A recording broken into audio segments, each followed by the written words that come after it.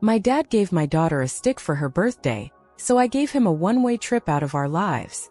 He humiliated her in front of the whole family, called it a gift, then said she didn't deserve more because of me. Years of being second best exploded in that moment. But I didn't yell. I smiled, cut the cake, and kicked him out for good. Then I did one better. I erased him from my business, my future, and my mother followed. Because when you raise your kid in love, you don't let the man who broke you break them too.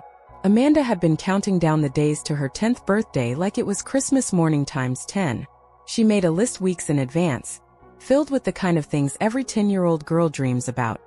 A shiny new bike, a giant set of art supplies, maybe even that dollhouse she kept pointing out every time we passed it in the store. Emily and I wanted this day to be perfect, something she'd always remember. We decorated the whole house with streamers, balloons, and sparkly banners that said "Happy Birthday" in glittery letters.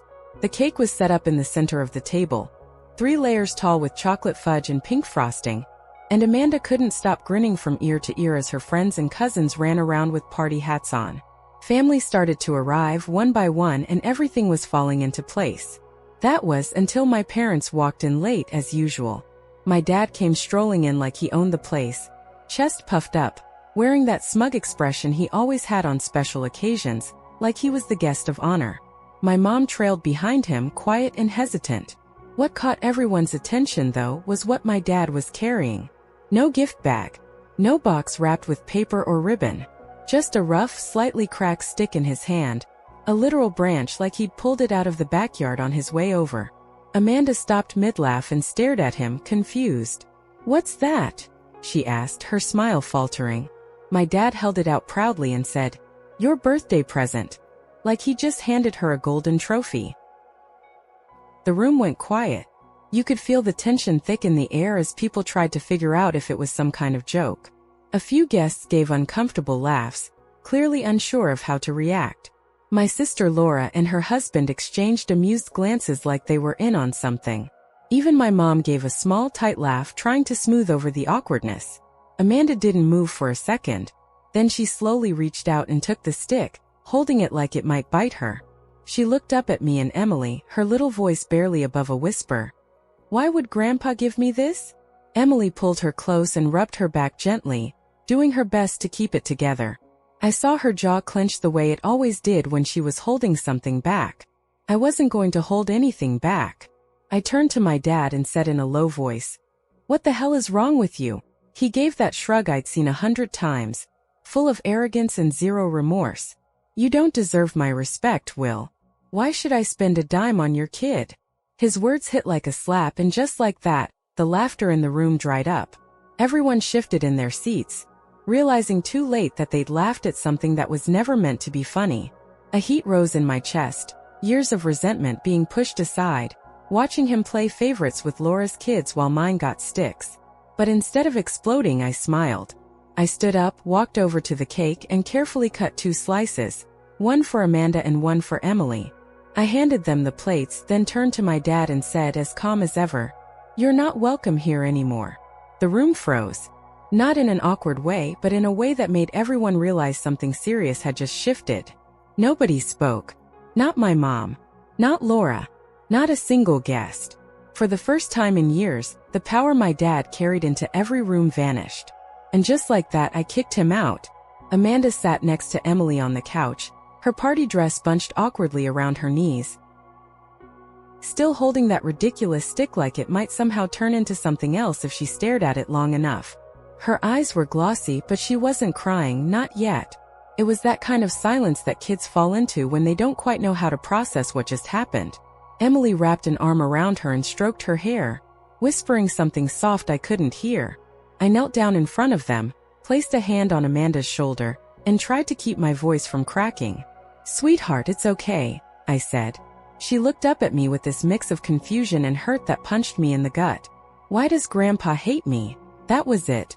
That was the moment that gutted me in a way I hadn't felt before. I clenched my fists and forced myself to breathe slowly, to not let the anger take over right there in front of her. Emily closed her eyes for a second and took a deep breath of her own. "He doesn't hate you, honey," I said, swallowing hard. He doesn't know how to be a good person." Amanda sniffled. wiping her nose with the sleeve of her dress. "But he's nice to Aunt Laura's kids." I nodded slowly, my chest tightening. "I know, and it's not fair. But listen to me. Mom and I love you more than anything in the world. You don't need him to be happy, okay?" She didn't answer right away. She just looked down at her slice of cake, picked at the frosting with her fork, and finally whispered, "My party's ruined." And that was what hit the hardest, because she was right. The laughter was gone. The buzz of a fun birthday had vanished. Guests started leaving with half-hearted goodbyes, clearly unsure of what to say. What was supposed to be a joyful celebration turned into an awkward mess. The kind of day a kid remembers for all the wrong reasons. Emily and I tried to keep it together, smiling through the quiet, handing out goodie bags, thanking people for coming. But the damage was done. Amanda tried to smile a few times, brave little attempts to pretend everything was fine, but it wasn't. And I knew it. I knew we couldn't undo what happened, but I also knew something else: this wasn't over. I wasn't going to let my father walk away thinking he'd won, thinking he could humiliate my daughter and shrug it off like one of his stupid jokes. No, this was going to stop. Right now. He had spent a lifetime playing favorites, pulling strings, keeping control by making everyone feel small: me, my mom, my sister, everyone. He'd always made it clear that I was less than Laura, that I wasn't good enough, that my family somehow didn't measure up. But I was done playing along. I looked at Amanda sitting there, holding that stick like it meant something, and I made myself a promise. That man was never going to hurt her again. Not on my watch. The morning after Amanda's birthday, the house was still unusually quiet. Emily took Amanda out for a walk, hoping some sunshine and distance would help ease the sting of what happened. I stayed behind, staring out the kitchen window, coffee cooling untouched in my hand. I didn't feel angry anymore, just clear. Like something had finally clicked into place after years of tolerating things I shouldn't have. I picked up my phone and called my lawyer, a man I'd worked with since I started building my business from the ground up. "Hey, it's time," I said simply. He was quiet for a beat. "Time for what, Will?" "To cut my father out. For good. Make it official." Another pause, longer this time. "Your father isn't on any paperwork," he said cautiously. "Legally, he doesn't have rights to anything, but he does act like—" "Exactly," I interrupted. "He acts like. I want every trace of that illusion gone. Strip his name from anything he's ever attached himself to. No calls. No board invites. No updates. Make it impossible for him to pretend he has any role here." My lawyer exhaled slowly. "Are you sure?" 100%, I said. "He doesn't deserve a place in my business. He never did. Let's make it crystal clear." He agreed to get started, and I hung up feeling lighter than I had in years. My father had always been this looming shadow, showing up uninvited, dropping hints to my staff that he was somehow involved, referring to my company as our business like he'd lifted a single finger to build it. But he hadn't. Not one late night. Not $1. Not one word of advice. And yet, he soaked up the credit like he'd drawn the blueprint himself. I let it slide for too long, convincing myself that maybe if I just kept the peace, he'd come around, say he was proud of me, give me even a scrap of respect. But that scrap never came. Instead, he mocked my daughter on her birthday in front of our entire family. That was the final proof I needed. He didn't value me, and he sure as hell didn't deserve to reap the rewards of what I'd built. First, he didn't notice. Of course he didn't. He probably thought I was stewing in regret, planning to call and apologize for overreacting. That was his pattern, cause a scene, wait for the dust to settle, and let everyone crawl back to him because he made himself the center of everything. But this time nothing came. No messages. No apologies. Just silence. And that silence I knew would soon start to feel deafening. It didn't take long before the silence started eating at him. A few days passed without a word, and I could almost picture him pacing around his house, trying to convince himself I was just being dramatic, that I'd come crawling back like I always had. But this time the silence wasn't a pause, it was permanent. And sure enough, on a Thursday afternoon, right as I was reviewing quarterly numbers with my assistant, the front door to my office slammed open. My father barged in like he owned the place, brushing right past the receptionist without so much as a glance. "William," he barked, his voice already heated. "What the hell is going on?" I didn't flinch. I leaned back in my chair, calm as ever. Good afternoon, Dad. To what do I owe the surprise? His face was already flushed, a deep red climbing up his neck. Don't play dumb with me. I called the bank this morning. They wouldn't give me any information. I called the board. Apparently I'm not invited to meetings anymore. What kind of game are you playing? I steepled my fingers and stared at him across the desk. You said I didn't deserve your respect. Why would I involve you in something you've never been a part of? His jaw clenched so tight I could hear his teeth grind. Don't you dare, he growled. I built that business with you. I laughed once, low and cold. No, I built it. You just showed up and pretended like you did. His hands balled into fists at his sides. You ungrateful little. Watch yourself, I cut in sharply. You're in my office in my building, and you have no authority here. Never did. For the first time he hesitated. I saw something flicker in his eyes, maybe doubt, maybe panic, but it passed quick. He took a step forward, trying to reclaim whatever control he thought he had. You really think you can cut me out like that? I already did, I replied, not even raising my voice. Just then I pressed the button on my desk. Within seconds, 2 of our building's security guards stepped inside, tall, broad-shouldered men who didn't need to say a word. My father looked at them, then back at me. His face twisted with disbelief. You're serious? He hissed. You're calling security on your own father? I tilted my head. Do you think you can storm into my office, scream at me, and demand access to something that was never yours? He was unraveling. His breathing grew heavier, his chest puffed up like he was preparing to shout or swing. But then something changed. His expression faltered just for a second. He looked smaller somehow, like the room had finally caught up to him and made him realize where he stood. You think you're untouchable, he muttered, more to himself than to me. But I'm still your father. You don't get to erase me just because you're having a tantrum. I stared back at him with the same calm I'd held since the moment he walked in. I already have. And let me tell you something, it feels amazing. One of the guards took a step forward. My father's fists twitched, but he didn't move. He looked between the 2 men, then back at me, and for the first time in my life I saw it. He didn't have any cards left to play. No leverage. No threats. Just a man out of place, out of power, and out of time. Just as the tension in the room seemed ready to snap, the office door opened again, and there she was. My mother. She wasn't supposed to be there. I hadn't spoken to her since Amanda's birthday, and I sure as hell hadn't invited her. But there she stood, framed in the doorway, clutching her purse like it was the only thing holding her together. Her eyes moved from my father to me, uncertain but focused, and then her voice came, soft but clear. Howard, she said, barely above a whisper. Come with me. My dad blinked, caught completely off guard. Barbara? What are you doing here? He asked, his anger momentarily replaced by confusion. She looked past him and met my eyes. William, she said gently, can we speak alone? I hesitated, then gave a nod to the guards. Give us the room. They left without a word, and suddenly it was just the 3 of us again. Me, my father, and the woman who had stood beside him in silence for decades. I leaned back in my chair, bracing for whatever came next. Mom, if this is about smoothing things over, she held up a hand. I'm not here to defend him, she said, her voice trembling but determined. I know you're angry, and I don't blame you.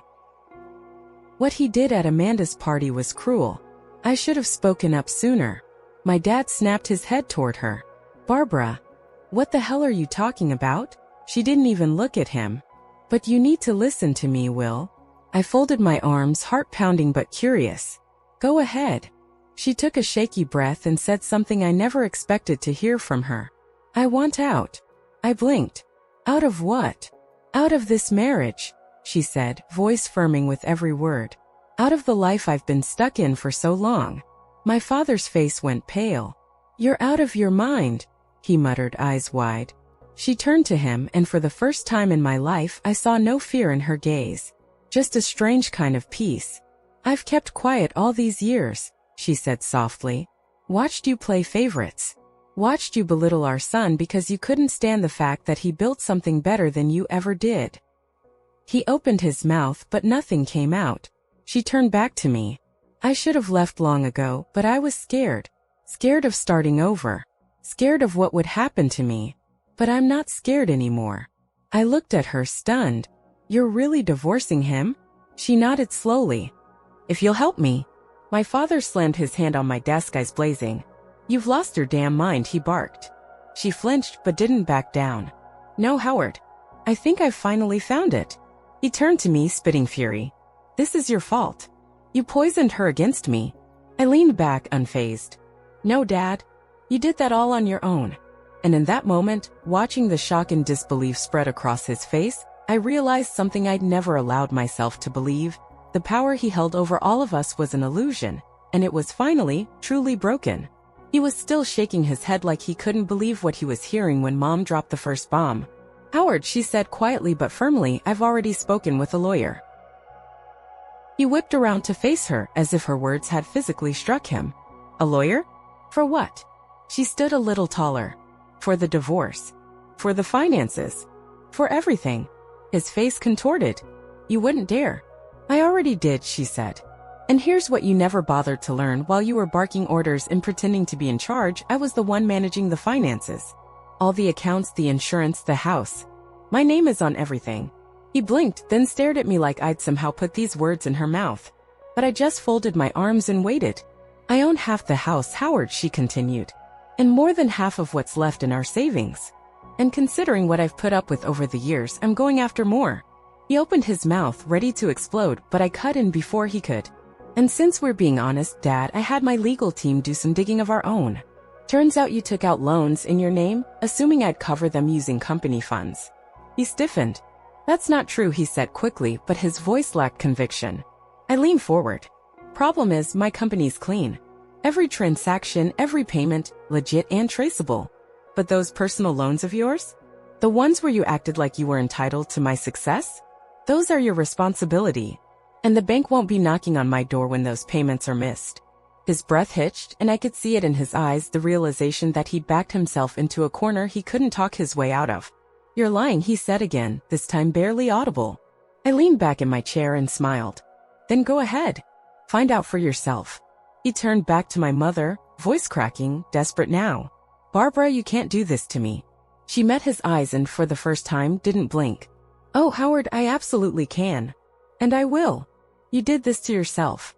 He stumbled backward a step, grabbing the edge of my desk for balance like he needed something to keep him standing. You, ungrateful. No, I said calmly, that's you. You had a family and instead of loving us, you played favorites. You had a son who built something out of nothing and instead of being proud, you tried to take credit. You had a wife who stood by you through everything and you treated her like an accessory. You've lost everything and it's nobody's fault but your own. The office fell into a heavy silence. My father, once loud, overbearing, always in control, had nothing left to say. No one to manipulate. No story to spin. Just a lifetime of arrogance crashing down around him. He looked between us, me and Mom, as if searching for a way back in, but the door was closed. For good. Just as the silence settled in for good, my phone buzzed gently on the desk. I glanced down and saw a message from Emily. Amanda is feeling better. We took her out for ice cream. She's smiling again. I let out a breath I didn't realize I'd been holding, and with it, the weight on my chest finally eased. That's all I needed to hear. Not revenge. Not some grand victory. Just that my daughter, my sweet, bright Amanda, was smiling again. That meant more to me than any apology my father could have faked or any recognition he'd denied me. I looked up from the message and back at my father. He stood there, smaller than I'd ever seen him, eyes dull, jaw tight, fists clenched, but no words came. For once, the man who had ruled every room with noise and intimidation had nothing left to say. You should go, I said, steady and cold.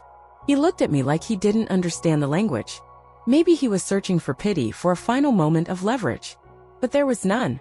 Whatever thread had kept him tethered to our lives had finally snapped. He turned slowly and walked toward the door. Just before stepping out, he paused and turned back, eyes landing on me, then on my mom. There was something in his expression, I couldn't tell if it was sadness, resentment, or just the hollow look of a man who realized he'd lost everyone he ever tried to control. But he didn't speak. He just walked out. My mother lingered for a moment longer. She looked at me with something close to gratitude.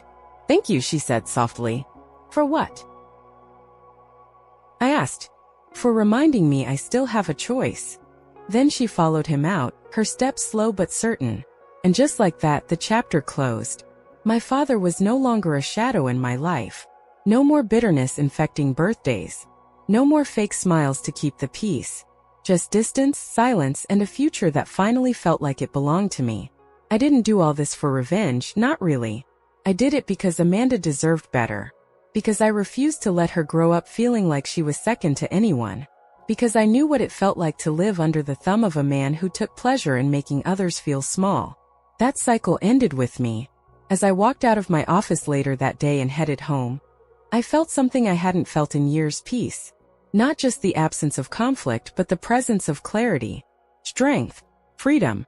My father's grip was gone, and it wasn't coming back. Amanda was smiling. Emily was safe. And I knew without a shred of doubt, that man would never hurt us again.